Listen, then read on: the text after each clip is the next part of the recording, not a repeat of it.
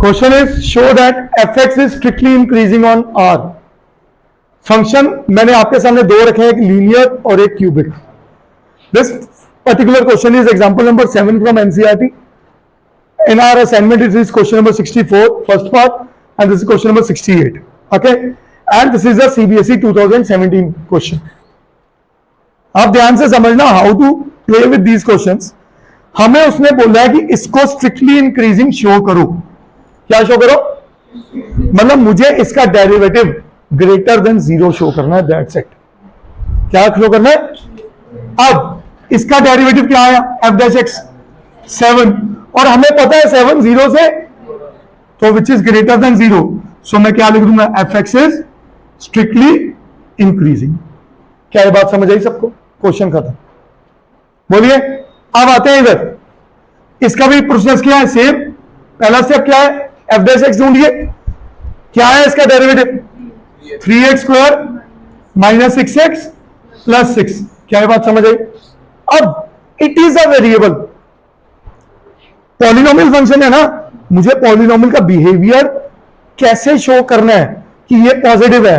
याद रखो, जब भी हमने पॉजिटिव वेरिएबल्स को प्रूव करना होता है, हमारे पास एक ही इलाज होता है, होल स्क्वायर। क्या होता है?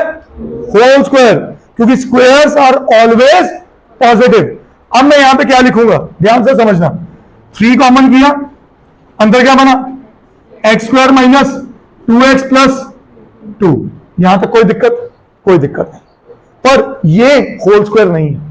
काश यहां पे 1 होता तो ये होल स्क्वायर होता। यस और नो? क्या ये बात समझ आई सबको? अब याद है एक प्रोसेस सिखाया था कुछ दिन पहले, completing the square. Cubic equation को इंक्रीजिंग फंक्शन शो करना सबसे इंपॉर्टेंट 2 मार्कर क्वेश्चन है, क्योंकि इसमें अक्सर यूज होता है completing the square. X square minus 2x, याद है क्या सिखाया था उस दिन मैंने? Added, sure. अब यहां पे क्या आया इसके साथ?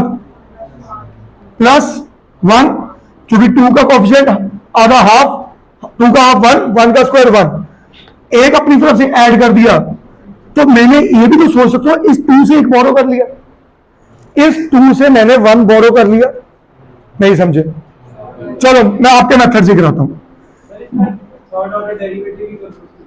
बेटे नहीं कर सकते ना, एक बार ही करना है फंक्शन का। क्या ये बात समझ आई? मैंने अपनी तरफ से 1 ऐड किया, अपनी तरफ से 1, और पूरे 3 के आगे फुल ब्रैकेट लगा दी। अब ये क्या बना मेरे पास? 3 इंटू एक्स माइनस 1 का होल स्क्वायर प्लस 1। अब एक चीज समझना, स्क्वायर हमेशा ग्रेटर देन इक्वल टू 0 होगा। ग्रेटर देन इक्वल टू 0 में कुछ 1 ऐड हो गया, तो 1 वैल्यू बढ़ गई 0 से। जब ये वैल्यू 0 से बढ़ी और 3 से मल्टीप्लाई हुई, तो ये पूरी वैल्यू स्ट्रिक्टली 0 से बढ़ गई। क्या ये बात समझ आई सबको?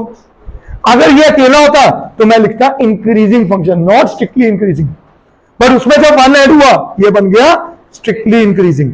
और उसमें जब 3 मल्टीप्लाई हुआ, उसने पूरी स्टैंप लगा दी, भाई साहब मैं तो 0 से बढ़ा ही हूं, कभी 0 नहीं होगा। तो ये क्या बन गया? Greater than 0। So therefore F X is strictly increasing. क्या ये बात समझ आई सबको? करिए नोट।